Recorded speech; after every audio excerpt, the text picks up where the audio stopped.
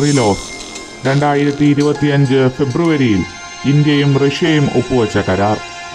എന്തുകൊണ്ടാണ് ഈ കരാറിന് ഇത്ര പ്രാധാന്യമർഹിക്കുന്നത്? നമുക്ക് പരിശോധിക്കാം. വീഡിയോ ഇഷ്ടമായാൽ ചാനൽ സബ്സ്ക്രൈബ് ചെയ്യാനും നിങ്ങളുടെ അഭിപ്രായങ്ങളും നിർദ്ദേശങ്ങളും കമൻറ്റ് ബോക്സിൽ രേഖപ്പെടുത്തുവാനും മറക്കരുത്. 2025 ഫെബ്രുവരിയിലാണ് ഇന്ത്യയും റഷ്യയും ഈ കരാറിൽ ഒപ്പുവെക്കുന്നത്.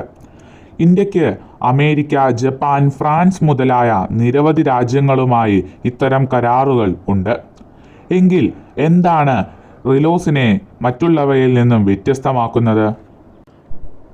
Reciprocal exchange of logistic support എന്നതാണ് റിലോസിൻ്റെ പൂർണ്ണരൂപം.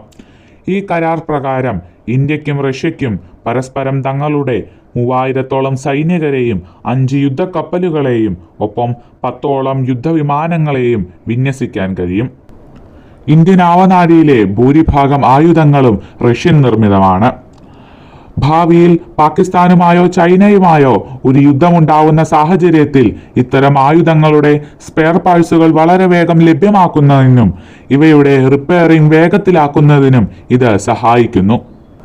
ഭാവിയിൽ ചൈനയുമായി ഒരു യുദ്ധമുണ്ടായാൽ ഇന്ത്യൻ യുദ്ധക്കപ്പലുകൾക്ക് പസഫിക് സമുദ്രത്തിൽ നിന്നും ദക്ഷിണ ചൈന കടലിൽ നിന്നും ആയിരക്കണക്കിന് കിലോമീറ്ററുകൾ താണ്ടി ഇന്ത്യയിലേക്ക് തിരിച്ചെത്തേണ്ടതില്ല. ഇവർക്ക് റഷ്യൻ തുറമുഖങ്ങളിൽ നിന്ന് ഇന്ധനവും റിപ്പയറിംഗും ലഭ്യമാവുകയും ചെയ്യും. കൂടാതെ ഇന്ത്യൻ യുദ്ധവിമാനങ്ങൾക്ക് റഷ്യയുടെ ആകാശം ഉപയോഗിക്കാനും റീഫ്യൂവലിംഗിനും റിപ്പയറിംഗിനുമായി റഷ്യൻ താവളങ്ങൾ ഉപയോഗിക്കാനും ഈ കരാർ അനുമതി നൽകുന്നു. ലോകരാജ്യങ്ങളിൽ നിന്നും നിരവധി ഉപരോധങ്ങൾ നേരിടുന്ന രാജ്യമാണ് റഷ്യ. റഷ്യയ്ക്ക് ഇന്ത്യൻ മഹാസമുദ്രത്തിൽ തുറമുഖങ്ങൾ ഒന്നും തന്നെയില്ല. എന്നാൽ ഈ കരാറിലൂടെ ഇന്ത്യയിലെയും നമ്മുടെ ആൻഡമാൻ നിക്കോബാർ ദ്വീപുകളിലെയും തുറമുഖങ്ങൾ ഉപയോഗിക്കുവാനുള്ള അധികാരം റഷ്യയ്ക്ക് ലഭിക്കുന്നു. അമേരിക്കയുമായി നിരവധി കരാറുകളിൽ ഒപ്പുവെക്കുന്ന ഈ സാഹചര്യത്തിൽ റഷ്യയുമായുള്ള ബന്ധം ഊട്ടിയുറപ്പിക്കുന്നതിൽ ഈ കരാർ നിർണായകമാകുന്നു.